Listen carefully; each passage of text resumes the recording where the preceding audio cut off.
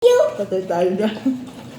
Eh, ganun sinasabi ng mga bata kapag kuling pera ang Pag binigay sa kunti kanila. yung pag maliit yung binigay mo.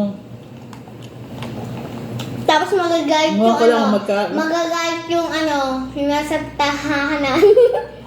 Hmm. Magagalit yun.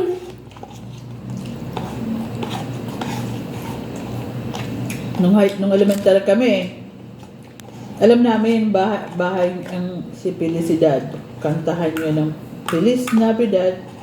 Galit eh. Takbuhan din kami. Kala kasi nung matanda. Alam mo, Ate Rita, nung December 1, nangaral kami. Oh.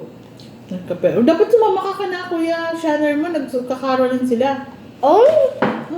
Nagsama ka kasi Nangaral rin ano. ako sa bahay.